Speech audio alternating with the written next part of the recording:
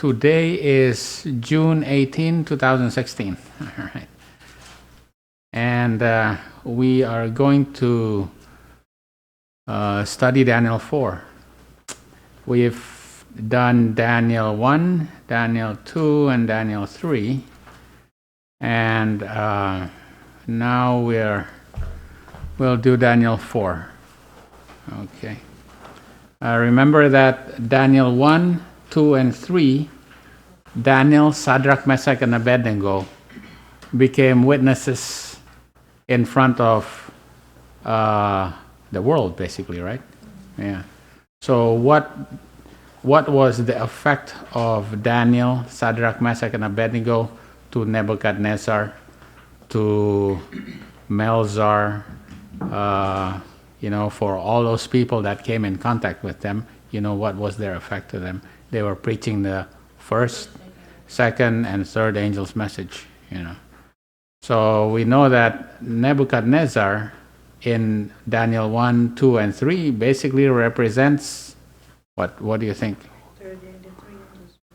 What does Nebuchadnezzar represent? Daniel is talking to Daniel's talking to Nebuchadnezzar. Nebuchadnezzar is the one that put them, Shadrach, Meshach, and Abednego, in a fiery furnace. So who's Nebuchadnezzar? Who's Nebuchadnezzar? It's America. Yeah, it's America. But now we're going to go to Daniel 4, and we're going to see who is Nebuchadnezzar in Daniel 4 and Daniel 5. We're talking about Belshazzar. All right, Belshazzar is the descendant of Nebuchadnezzar, the king of Babylon. And who are these kings? All right, because in Daniel 1, 2, and 3, Nebuchadnezzar is America. Right? Okay. Let us go to our first text. Let me just change here. All right. Daniel 4, verse 1 to 3. Nebuchadnezzar the king, unto all people, nations, and languages that dwell in all the earth, peace be multiplied unto you. I thought it good to show the signs and wonders that the high God hath wrought toward me. How great are his signs, and how mighty are his wonders. His king is an everlasting kingdom, and his dominion is from generation to generation. Now, who's talking here? Is this Daniel talking, or Nebuchadnezzar is talking?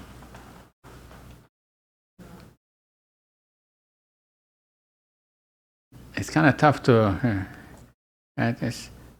I thought it good to show. Who's talking here?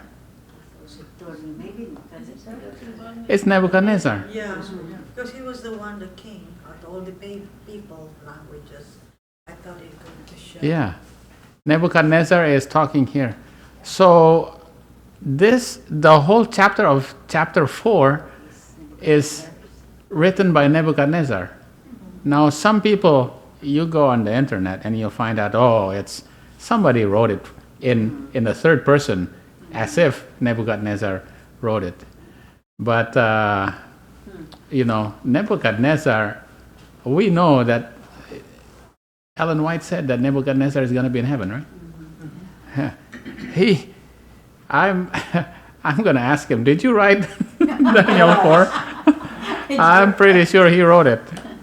He's the one that wrote it. Thank you. Yeah, Nebuchadnezzar wrote, because this is written in the first person. Yeah, because God.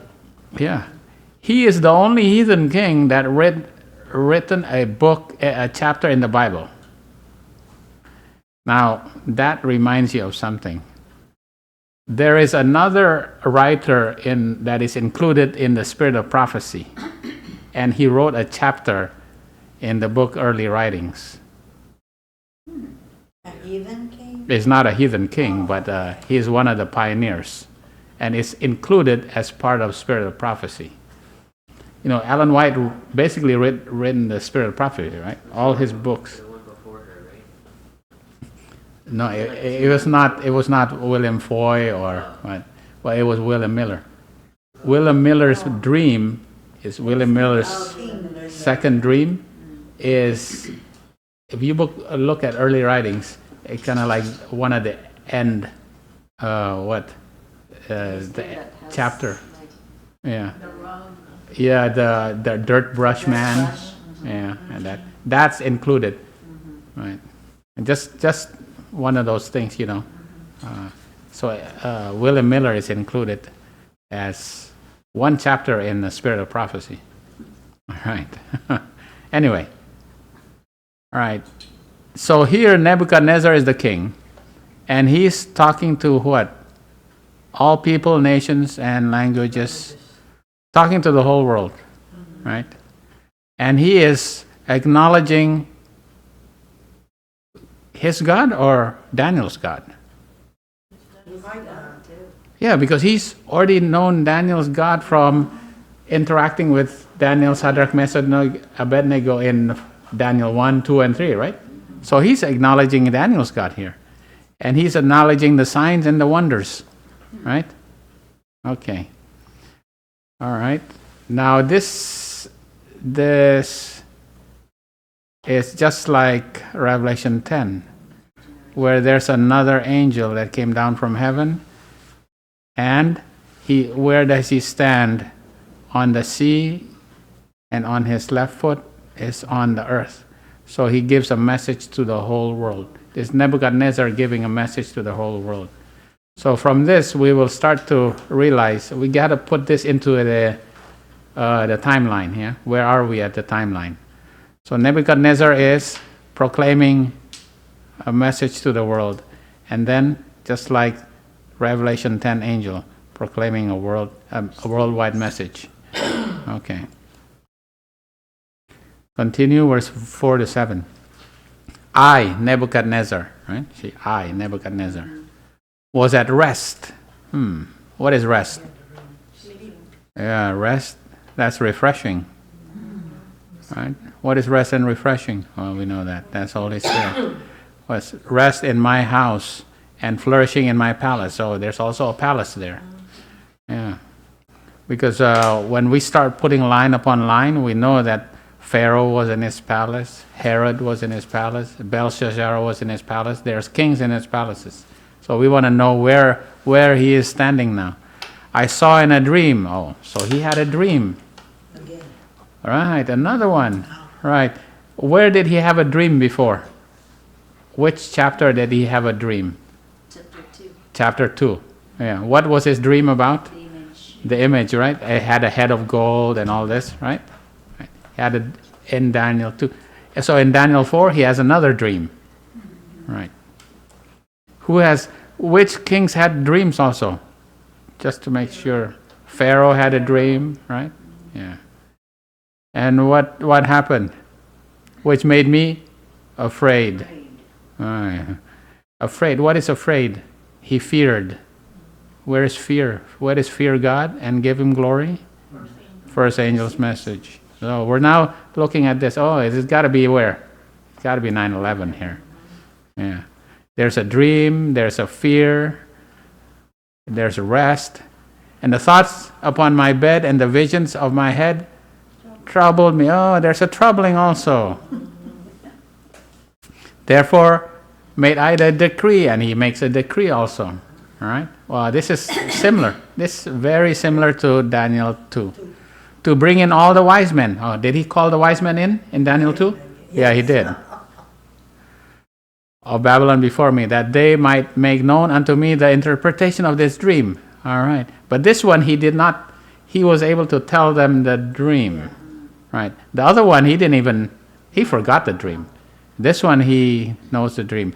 So who did he call? Magicians, astrologers, Chaldeans, and the soothsayers. How many groups? There's 4. Yeah. Now we're getting used to this, How do we line upon line, trying to find out them. So there's a group of 4, and these 4, did they know the meaning of the dream? And I told the dream of them, but they did not make known to me the interpretation thereof. So these were the foolish virgins, that's right.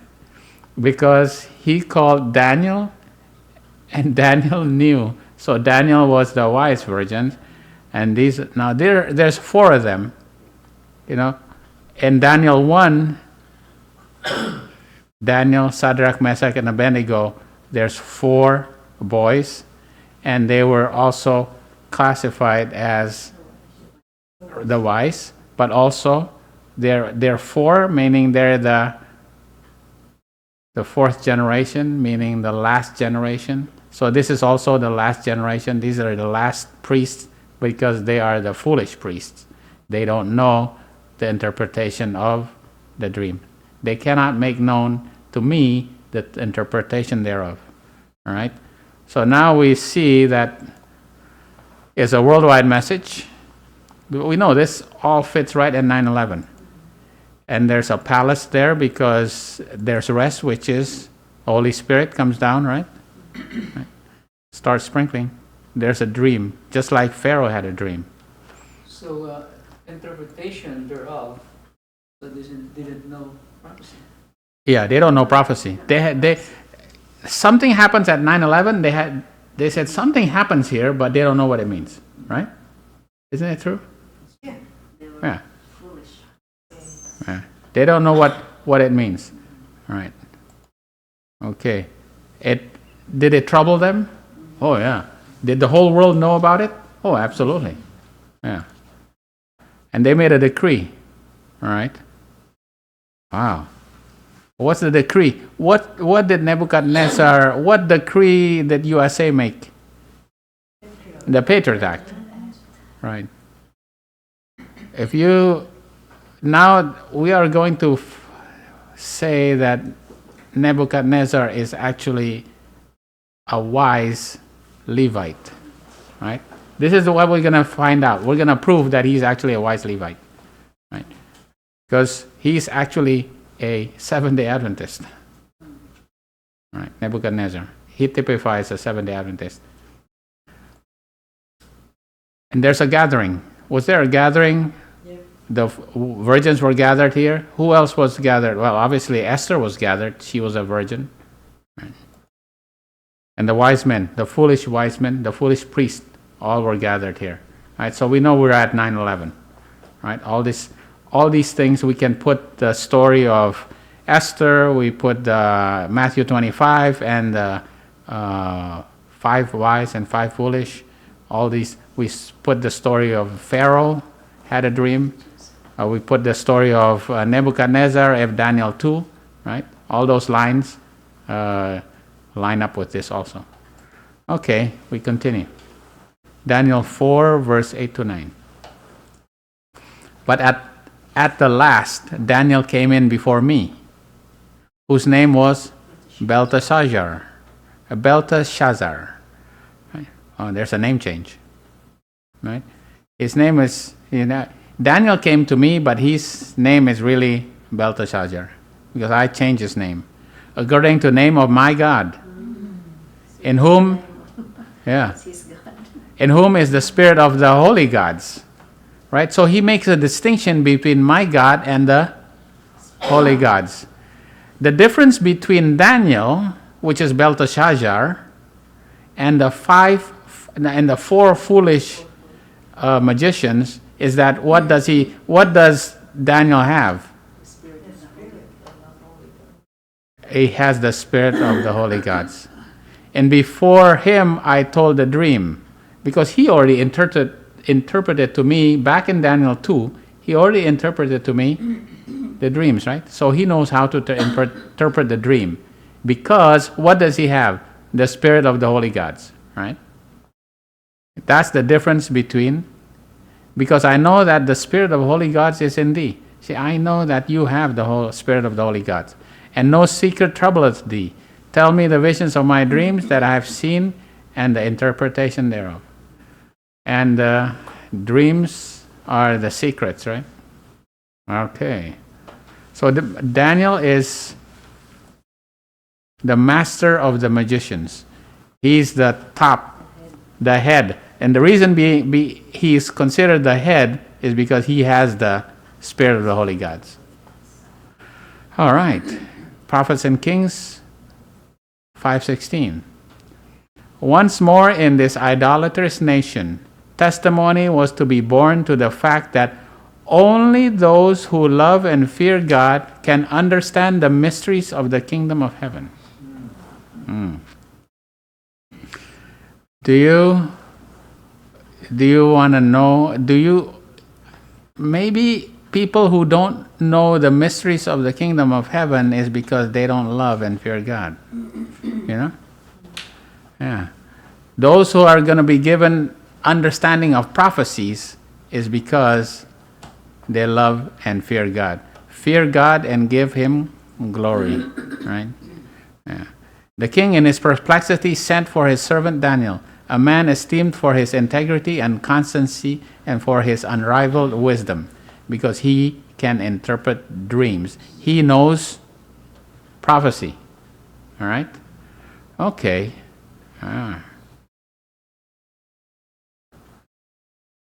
Continue, Daniel 4. We're going pretty fast here.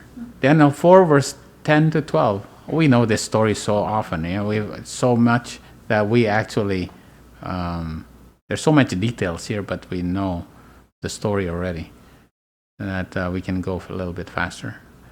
Thus were the visions of mine head in my bed. I saw and behold a tree in the midst of the earth, and the height thereof was great. So I saw a great tree. A great tree. The tree grew and was strong, and height thereof reached unto heaven. All right. What does that mean? And the sight thereof to the end of all the earth. Well, you can see the horizon. And the leaves thereof were fair. Okay, the leaves are fair, and the fruit thereof much. Where's the fruits here? Okay, there's a lot of fruit here. It had good leaves, and there's lots of fruit, and it was meat for all. It was all kind. And it was good for, see, everybody's eating it, right? It was meat for all. Everybody ate the fruit. The beasts of the field had shadow under it, and the fowls of the heaven dwelt in the boughs thereof, and all flesh was fed of it, right? It's a really old painting of what this was, right? Okay, what does this mean? What does this mean?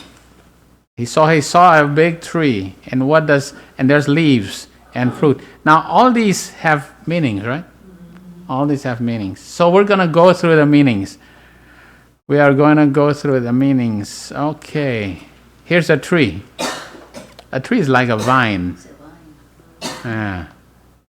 Psalms 80, verse 8 to 16. I had to go through the whole thing. See the vine. What is a vine? Thou hast brought a vine out of Egypt. Oh. Who's this? Who's the vine?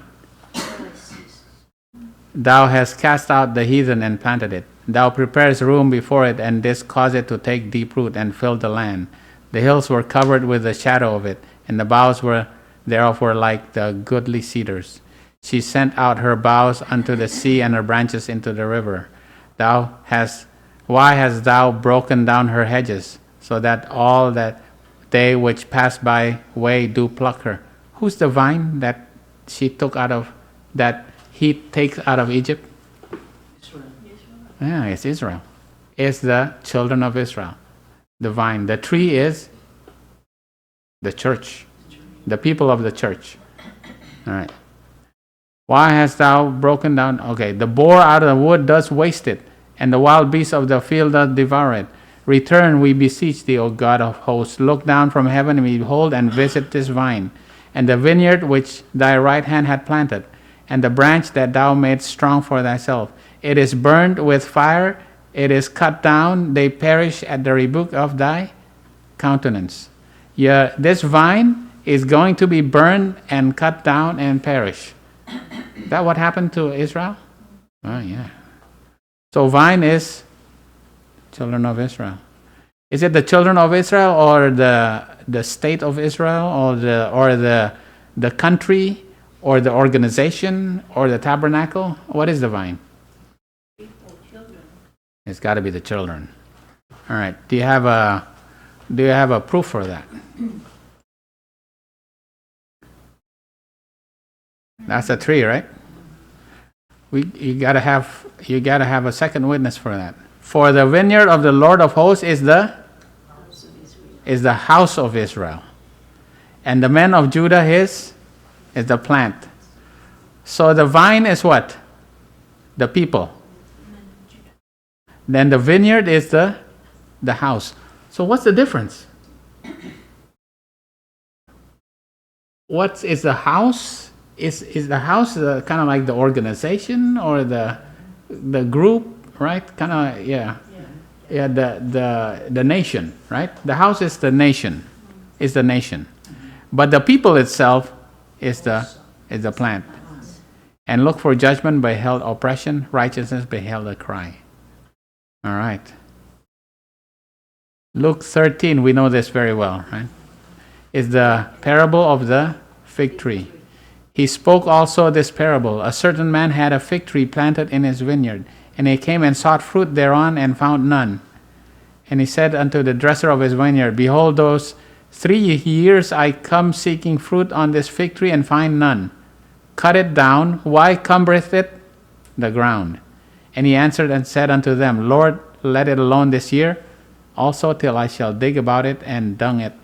And if it bear fruit, well; if it not, then after that thou shalt cut it down. So that fig tree that did not bear fruit is a barren fig tree, right? Yeah, barren group of people that does not have the fruit. So what are the leaves? It has a lot of leaves, but it has no fruit. That fig tree. But the tree in Nebuchadnezzar's dreams had a lot of leaves and a lot of fruits. Right. So what are leaves? So we know the tree is God's people, is the people. What are leaves? What is leaves? The beauty and the outward medicine. It's medicine. Well, that's true. It's medicine. Leaves for medicine, right? Absolutely. Healing of the nation. There you go. What did Adam and Eve have used for the fig leaves? And the eyes of them both were open, and they knew that they were naked, and they sewed fig leaves together and made themselves apron. So what are leaves? To cover. Right, it's a covering. What does that mean? A garment. It's for show. It's for show. What is it? Covering. It's profession, right? It's profession. I think Doreen had it. Profession, right? You have a lot of leaves. So what did the fig tree? Jesus says, look at that fig tree. It has a lot of leaves. It has a lot of show. But no fruits. Profession. It's nominal. All right. It's nominal. Right. It just has a name. Nominal, right? Leaves is profession. Ezekiel 47:12. What are leaves? It's for medicine. So if leaves is profession, so your profession is supposed to be medicine, right? Medicine for what? Medicine for the nations. Revelation 22 verse 2, right? Is for the healing of the nations. So your profession is supposed to heal the world. Isn't that true?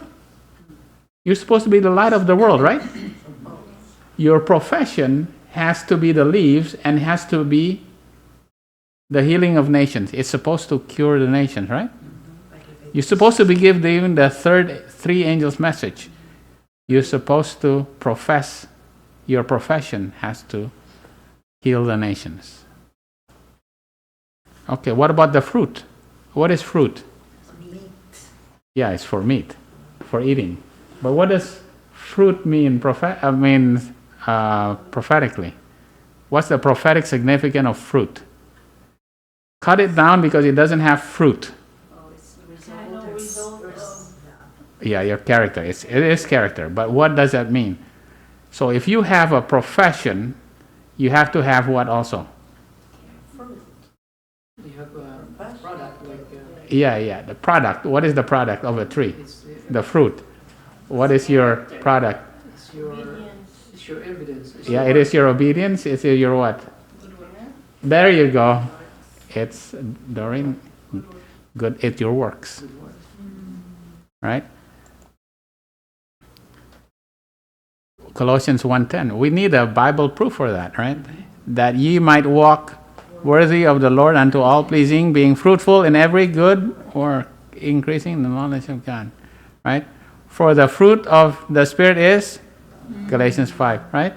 All this is the manifestation of your profession, right? Love, joy, peace, long-suffering. I had a trouble time memorizing all this. Gentleness, goodness, faith, meekness, and temperance. Is there an acronym for that? Just by the letters, just memorize all the letters. I know, but what the...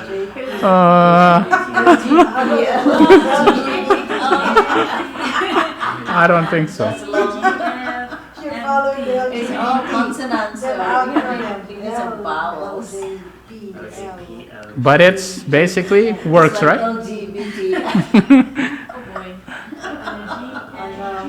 Right. That's good. LGP, LGL, MM, MT. MT. Right. So if you have a good spirit in you, you will have good fruits. If you have a bad spirit in you, you have bad fruits. Hear, O earth, behold, I will bring evil upon this people, even the fruit of their thoughts It's all the manifestation Right. of the character. is the character. Ye have plowed wickedness, ye have reaped iniquity, ye have eaten the fruit of lies. So if you have evil spirit, you will produce lies. But you have the Holy Spirit, you will produce all these. These are the works, right? Right. That's for. So the fruit is works. The leaves are what? Profession. Profession, medicine, right? The tree is what? People, right? The people, right? Let's see what else. What about the beasts? The beast that was in the shadow, under the tree. Yeah. Shade. Beasts are what? Beasts are actually quite easy. Beasts are nations, right? Right. Beasts are nations. Where else? What's the classic beasts are nations? In prophecy.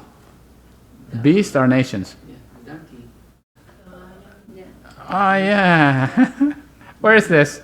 Where's the beast coming out of the... This is Daniel what? Daniel 7. The 4 beasts that come up from the sea, diverse one from another. The first was like a lion and had eagle's wings, and it beheld till the eagles there were plucked. It was lifted up from the earth, right? Daniel 7. The beasts that represents the nations. The nations. So we know that Daniel said, okay, that tree is who? That's you, right? So the nations were gathered under Nebuchadnezzar. Was the nations gathered under Nebuchadnezzar? Yeah. He controlled the whole world, right? At that time. What about the birds? The fowls. Vowels are in. Oh. What are fowls? All right, some You can take out the W and put U in it. what are the fowls? Deceits, full of deceit. For among my people are found wicked men. They lay a wait as he has set snares. They set a trap, they catch men. As a cage is full of birds, so are houses full of deceits. So a cage is a house. And they're full of cages full of birds. So birds are deceit, and these are the deeds, right? So we're talking about, remember Revelation? Yeah. Babylon is. The house, that is Babylon, the habitation, the house, the hold of, which is a cage of unclean and hateful bird. So Babylon, is Babylon the bird or is Babylon the cage? Yeah, Babylon is the cage. It's the cage of, so the hateful bird are devils, foul spirit. All right, yeah. And abominable fruits, right? Abominations. So the birds are abominations, evil deeds, because they have all the... So if you have clean birds, you have, right, the good works and the good fruit, right? But if you have unclean birds, you have deceit, evil works, abominations. All right. What about the shadow?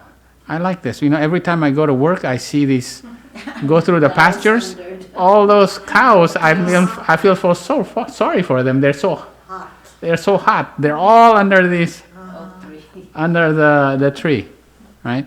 So what is the shadow? What does shadow mean? Though I walk through the shadow of death. So what is shadow? Right. The valley of the shadow of death, I will fear no evil. You memorize that one. What's shadow then? What does shadow mean? Here, Job 8 verse 9. Because our days upon earth are a shadow. What does that mean? There you go. There's yeah. Shadow is like a type or anti-type, right? I mean, the shadow is the type, The shadow of the cross. eventually leading unto the anti-type. The anti-type is the substance, right? Right. Then the shadow is no more. The shadow is, like Job says, because our days upon earth are a shadow. It's fleeting. Okay. But also shadow of death. Though I walk through the valley of the shadow of death, right? Under the threat of death, isn't it? Right. Show thy marvelous loving kindness, O thou that savest by the right hand them which put their trust in thee from those that rise up against them. Keep me as the apple of the eye. Hide me under the shadow of thy wings. What's the shadow? That's right, yeah. So the shadow of death is like not only just the protection, but I think it's a little bit broader. It means influence, right? The influence of death, the threatening of death. It's a little bit broader than just protection. Be merciful unto me, O God, be merciful unto me. For my soul trusted in thee. Yea, in the shadows of thy wings will I make my refuge. Under the influence. So like Nebuchadnezzar was a shadow for everything. Yeah, he had an influence for everything, right? He protected. Okay, verse 13 to 16. I saw in the visions upon my bed, and behold, a watcher and a holy one came down from heaven. All right, who's this watcher and a holy one come down from heaven? He cried aloud. What is crying aloud? Loud cry. There's a loud cry. And said, hew down the tree, cut off his branches, shake off his leaves, scatter his fruit. Hew, cut off, shake off, scatter. There's 4 of them. When there's a destruction, there's 4 progressive steps of destruction, right? There's usually 4. Like the 4 progressive steps of destruction. Hew down, cut off, shake off, and scatter. And let the beast get away from under here. Now the nations are not longer influenced by him. And the fowls from his branches. Now his deeds, there's no more deed. I guess if it's a good deed or bad deeds. But there's no more fowls. No more deeds. You cannot see what he can do. Nevertheless, leave the stump. So you cut him down, you only leave the stump of his roots in the earth. You only leave a stump. Even with a band of iron and brass. Wow, this is full of symbolism. There's a band of iron and brass in the tender grass of the field.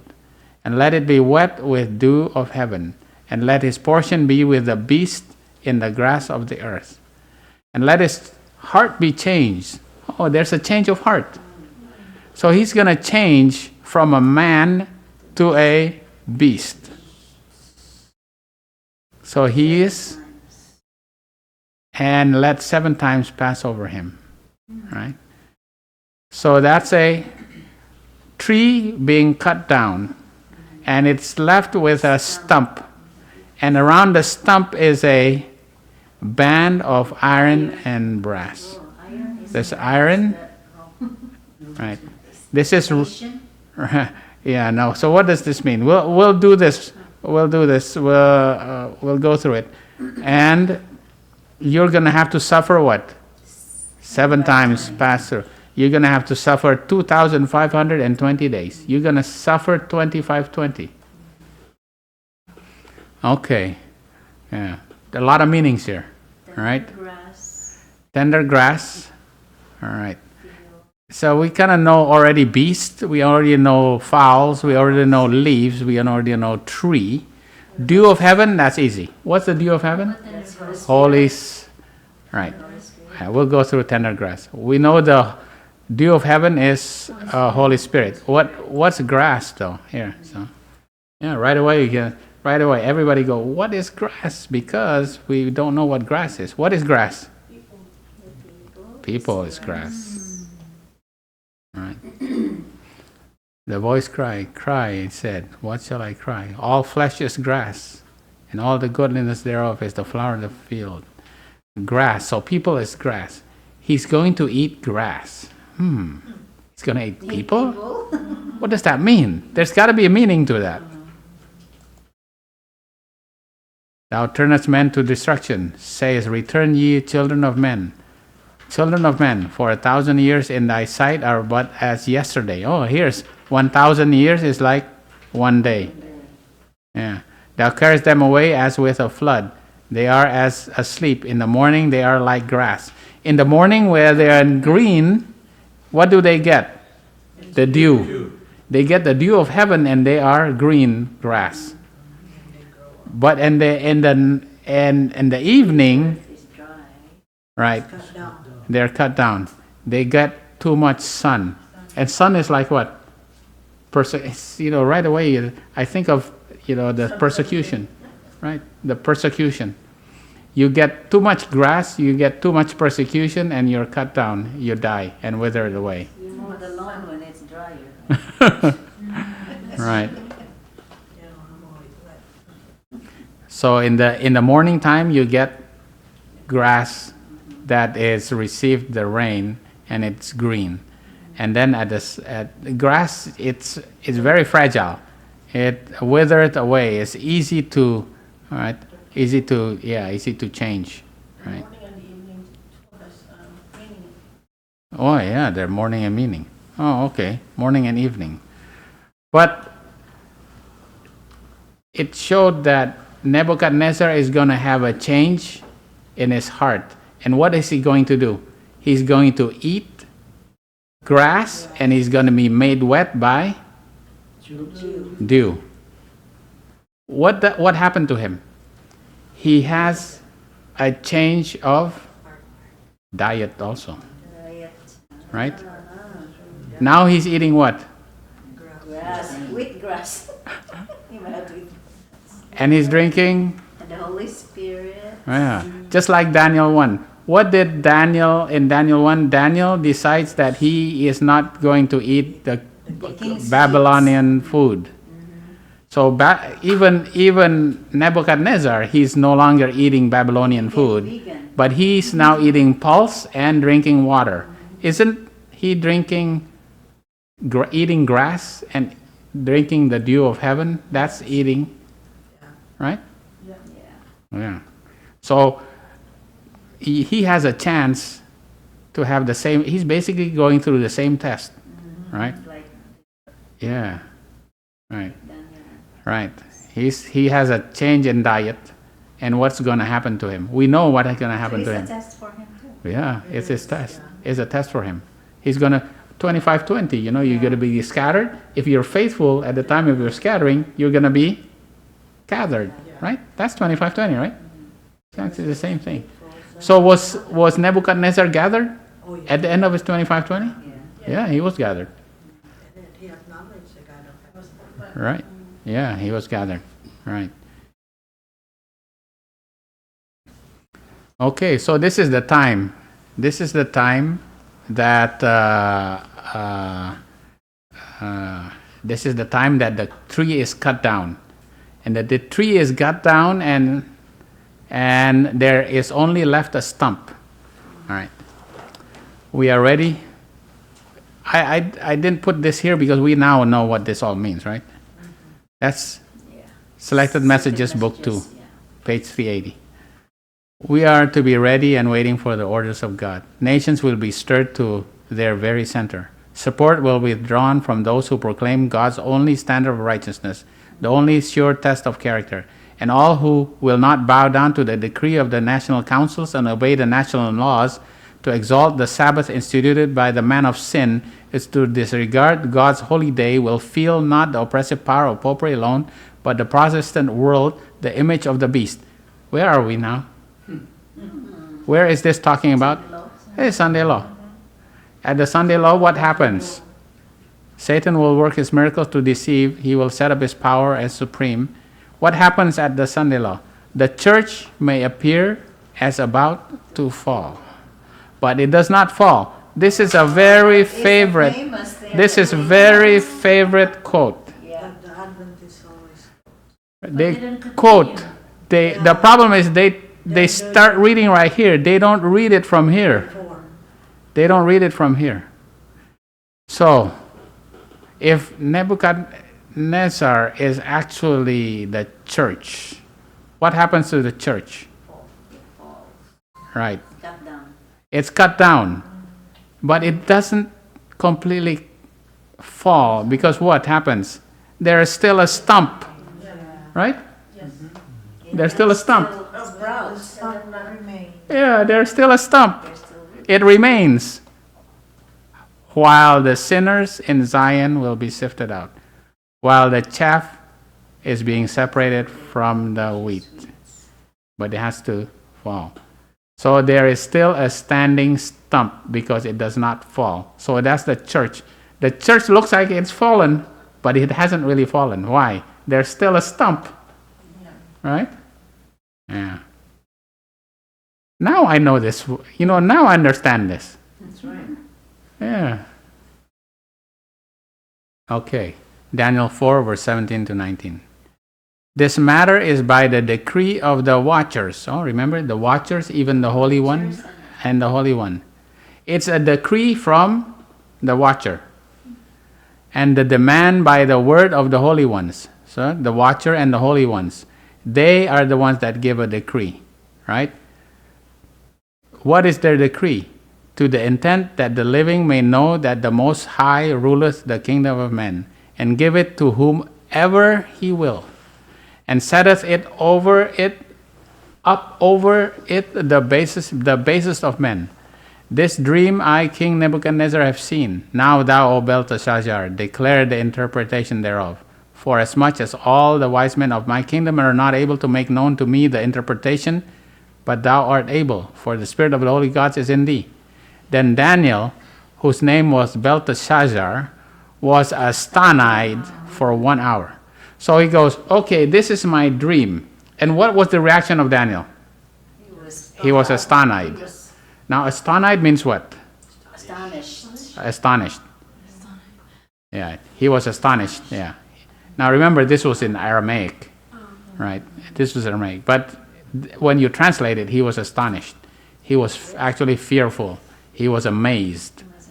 He was amazed. He was flabbergasted. Right. Yeah, he was flabbergasted. And his thoughts troubled him. Oh, now it's Daniel that's troubled. Now, when he heard the dream, he was the one that became afraid. Now, why was he afraid? Maybe so the meaning, the future. Yeah, the meaning, why? So it must have been a bad Thing happened to Nebuchadnezzar. No, that's right. Because you're going to tell the And king you're also- going to be like an animal. You're going to be Right. Maybe he what? saw also the future. That's right. He saw the future. That's right. That- For us. The king spake and said, Belteshazzar, now the king says, Don't be. Belteshazzar, let not the dream or the interpretation thereof trouble thee. But he was troubled. Yeah, but he's troubled. Belteshazzar answered and said, My lord, the dream be to them that hate thee, and the interpretation thereof to thine enemies. What does that mean? They'll be happy. You're going to That's be right. happy. Right. Your enemies are going to be happy because something bad is going to happen to you. All right. When we put this happens Our enemies. at the midnight cry. All right. Something is going to happen at the midnight cry, and the enemies are going to be happy. So if Nebuchadnezzar is America, what is going to happen to America that Daniel is so afraid of at the midnight cry, because the enemies are going to be happy? Yeah, it's going to be cut down. What happens at the midnight cry to America? So who's the enemies they're talking about then? Yeah, it's Islam. Wow. But this also means, this is specifically more talking about Nebuchadnezzar as And also, a Levite, which is as an Adventist. yeah. Right. Right. This is talking about, because you're going to be cut down. Right. Okay. They have two meanings. Oh yeah, it has two meanings. Greatly troubled by the dream, which was evidently a prediction of adversity. The king repeated it to the magicians, the astrologers, the Chaldeans, and the soothsayers. But although the dream was very explicit, none of the wise men could interpret it. The dream was a prediction of adversity. It's going to be a prediction of adversity. And Daniel knew the prediction. So he had to give the prediction of what is going to happen, right? We're going to be Daniels. And this is going to line up exactly at midnight. The prediction is going to be given at midnight of what is going to happen at the midnight cry. So what's the prediction? We already studied it yesterday. We're going to be giving a prediction that's going to actually shock us about what's going to happen to the church and America. Did we not study that last night? Did it shock you? Did it shake you? Astonished. You were astonished. I was astonished. I go, oh my. We have a new word. in our vocabulary. You know, that's why it was so perfect. You know, I said we gotta study that last night because it's perfect for this. Yeah. That prediction that you're gonna make at midnight is gonna be astonishing. First to you, we go, oh my. We're gonna have to give this prediction that what is gonna happen at the midnight cry. What is the shaking message to the Adventists? It's going to happen. Can you imagine? It said, the church is gonna fall. And are you ready? It's real, astounding. It says deprived, it's archaic. It's deprived briefly of the power to act. Yeah, astonished. Dazed. Yeah, bewildered, dazed, confused. Right? Yeah. Shocked. To Daniel, the meaning of the dream was plain, and its significance startled him. Cannot do anything. He was astonished for 1 hour, and his thoughts troubled him. I'm telling you, when I heard about that prediction we're going to have to give, it's astonished me. The evidence is it is also in your backyard. Oh, yeah. The solemn duty of revealing. The prophet realized that upon him God had laid the solemn duty of revealing to Nebuchadnezzar the judgment that was about to fall upon him because of his pride and ignorance. Remember, this is not just America. This is talking about United Nations, the church. This is the church, right? Nebuchadnezzar. Because of his pride and ignorance. and arrogance, not ignorance. Daniel must interpret the dream in language the king could understand. And although its dreadful import had made him hesitate in dumb amazement, yet he must state the truth, whatever the consequence to himself.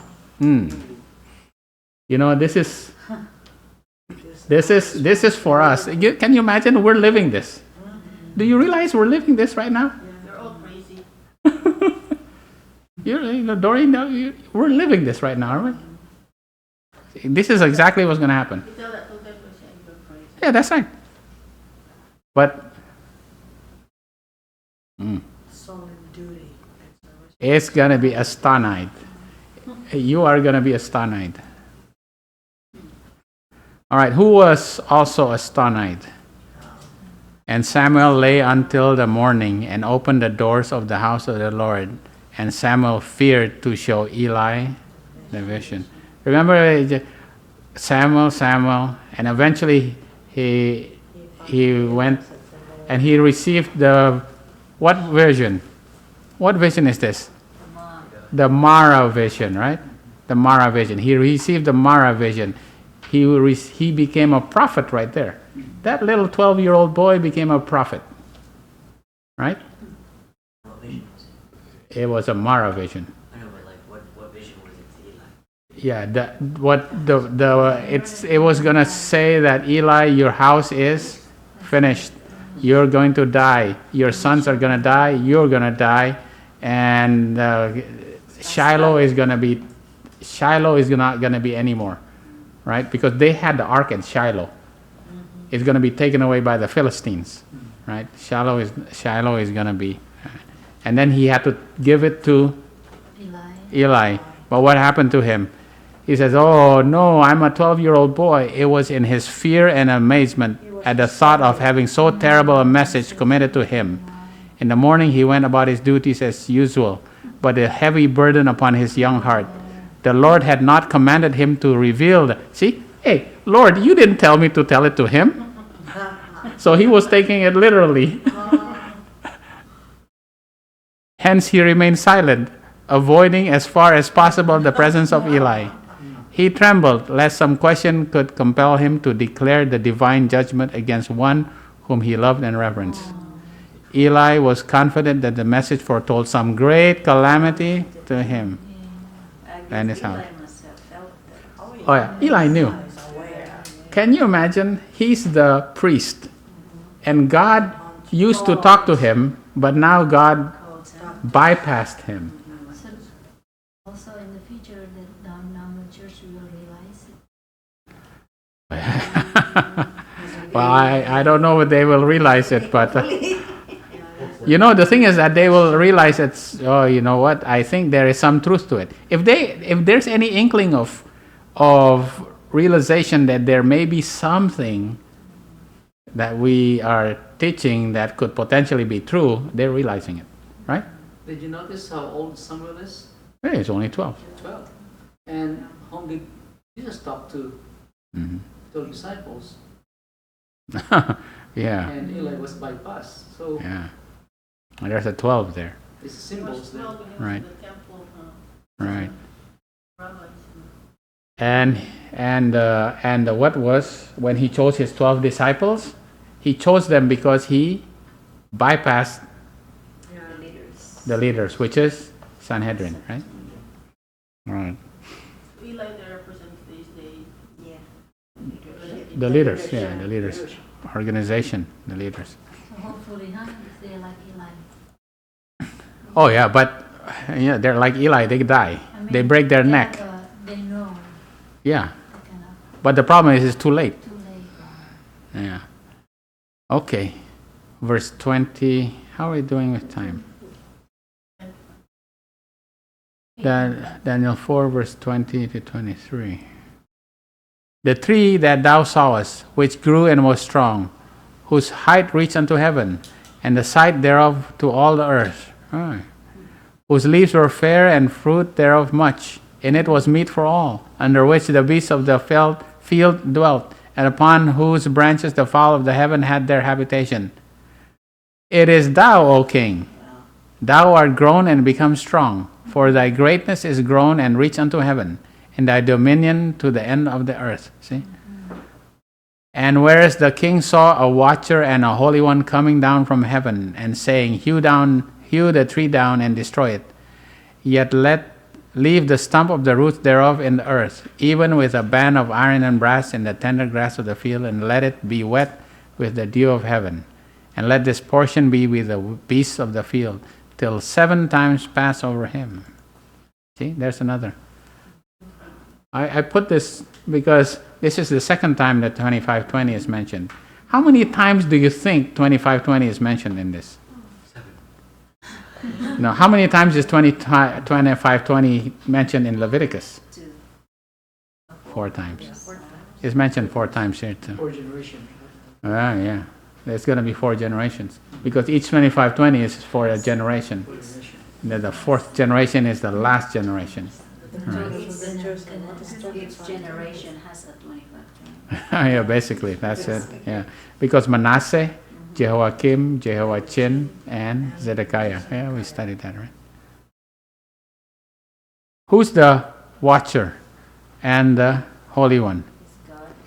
As the king gazed upon the lofty tree, now this is what Ellen White said.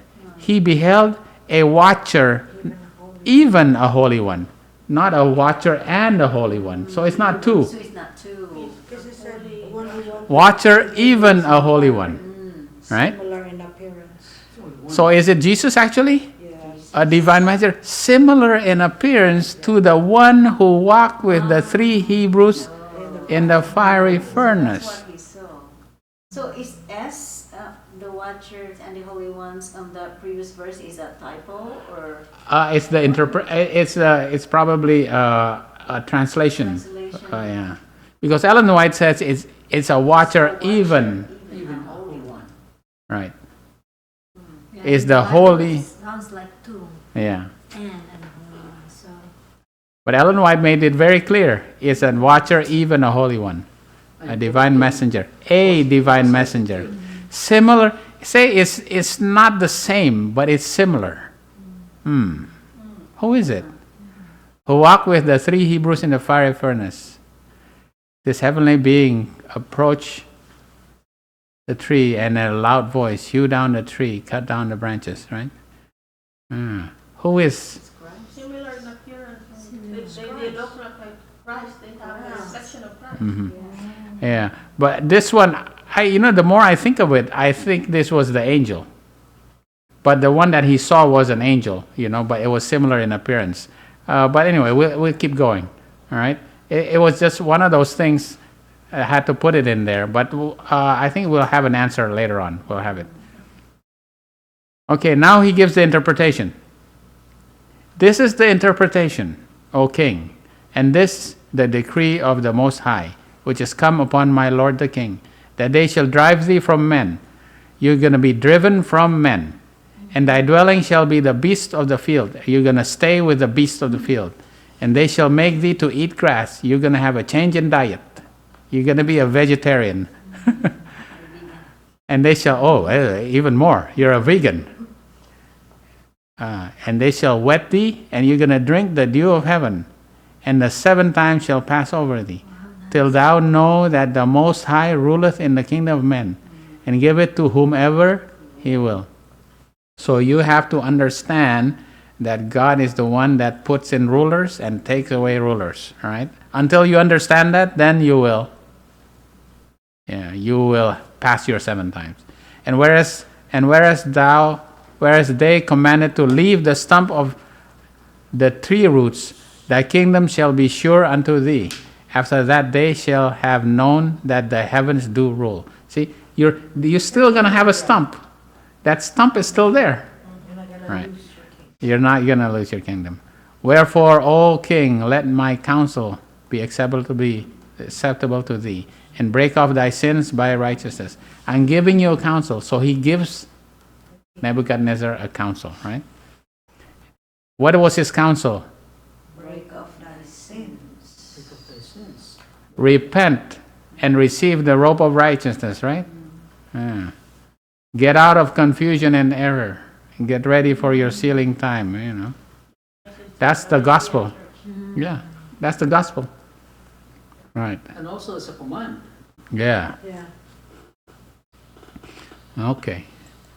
That's 25:20. That's the 7 times, yeah? That's the third 25:20.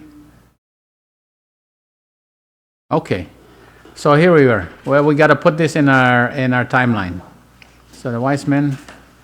So he makes a prediction. The prediction is made at midnight. Right? And this prediction is going to first astonish Daniel, because he's the one that understands now what the prediction is about, and he's the one that's astonished.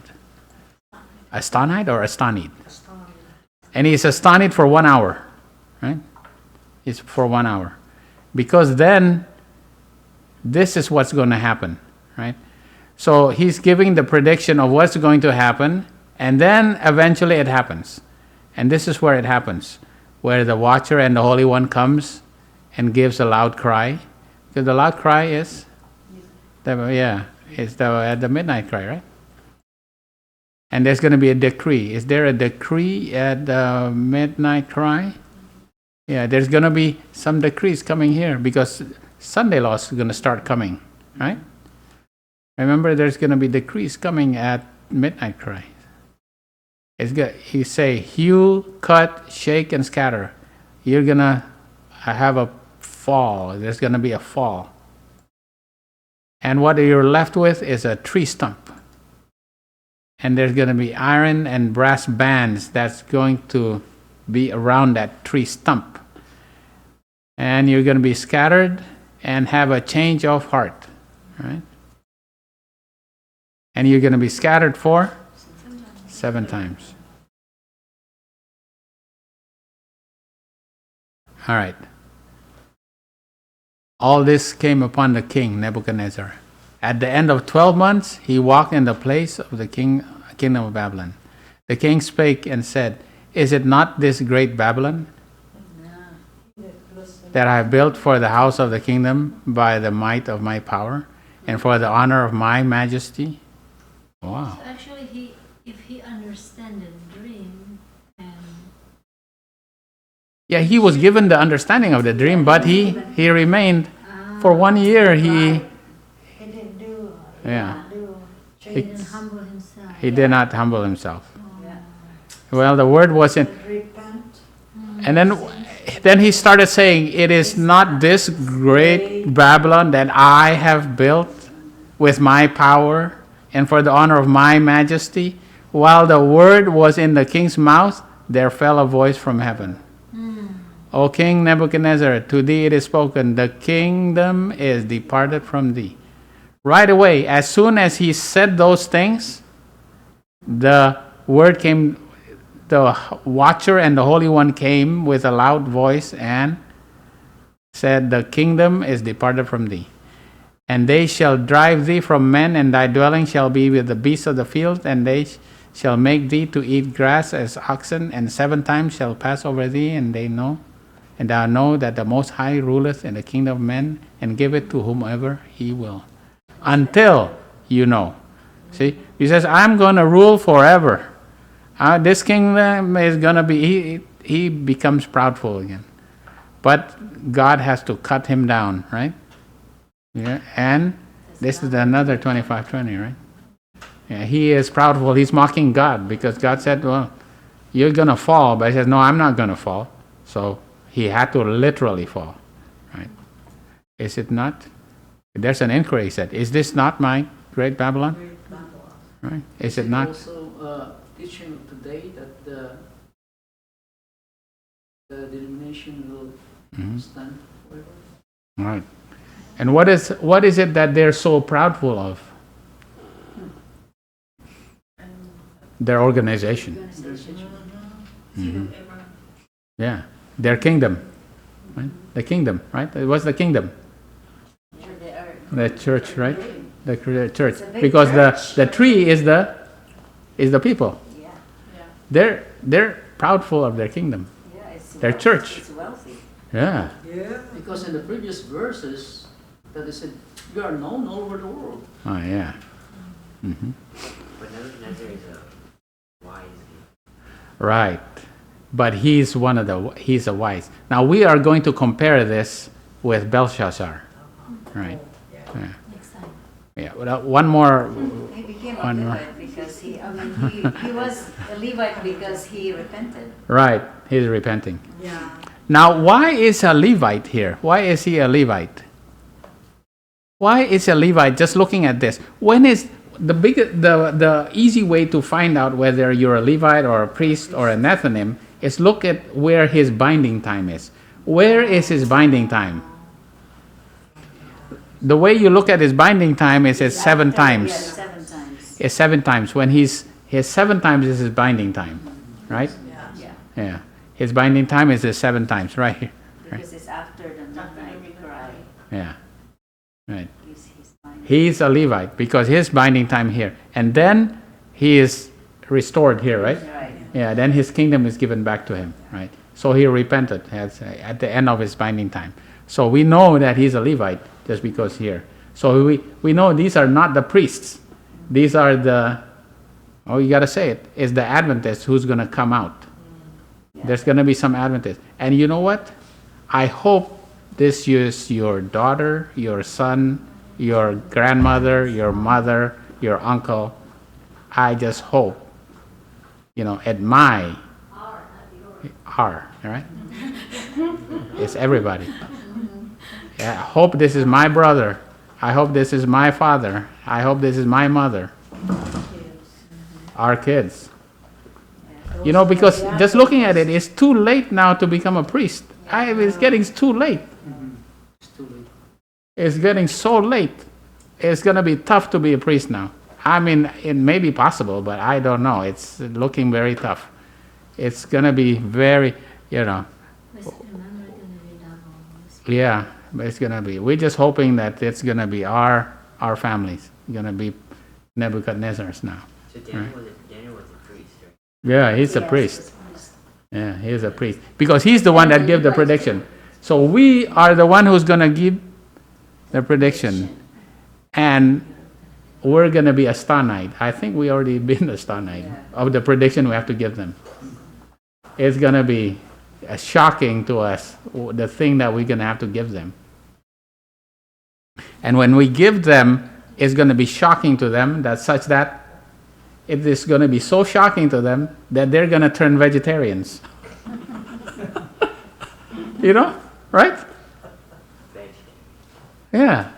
Not literally, but they're going to start eating the grass. This is not a literal what.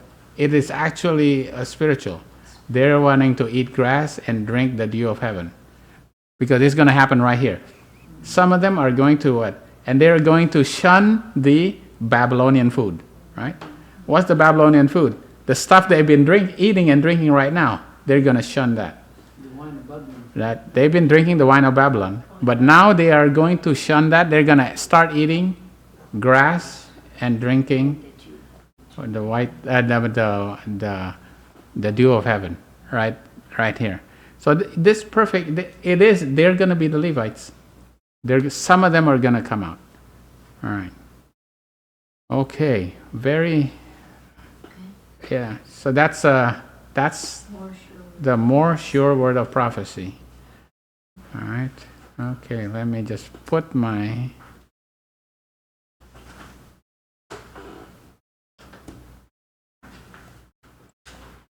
Okay. We'll continue. I think we'll be able to finish next week for just Daniel 4. Yeah, and then go to Daniel 5. All right?